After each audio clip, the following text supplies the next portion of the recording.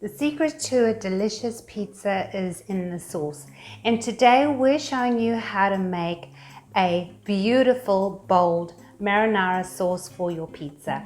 Stay tuned.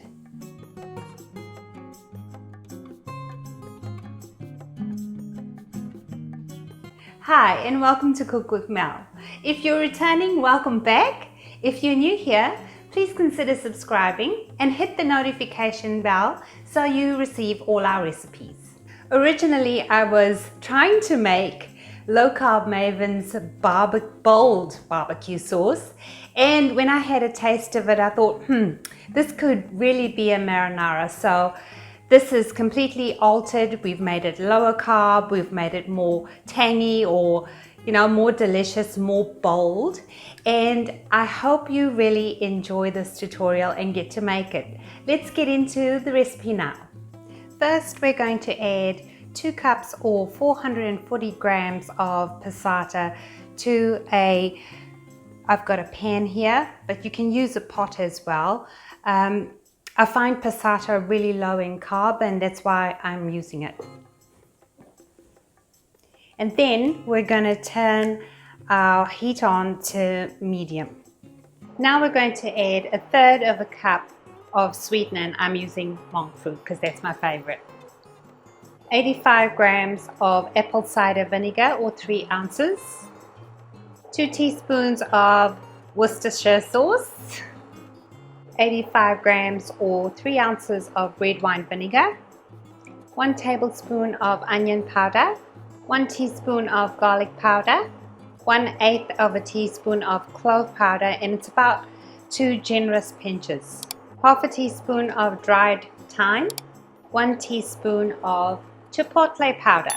Give it a stir now, and we're going to let that simmer on medium-low for about 45 minutes. It smells beautiful.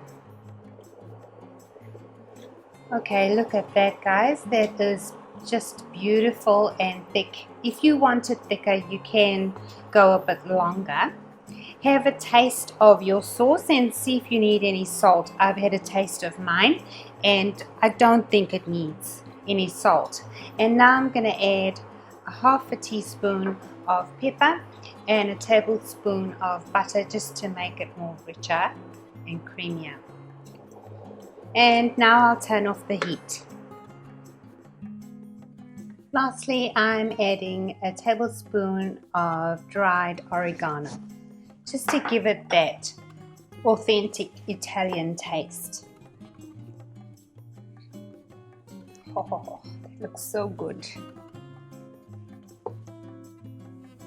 This sauce is very bold, and in my opinion, you will not need to add any salt, and it's got a rich Italian flavor. Add your sauce now to a container, and if you have used crushed tomatoes, you'll need to place it in a blender first, just to refine it. But I'm happy with the way mine is.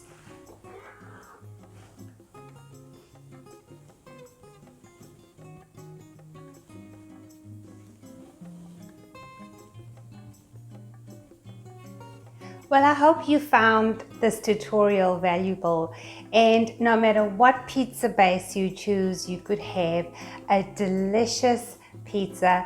In my opinion, the sauce makes the absolute difference to whether you're going to have a pizza or a great pizza.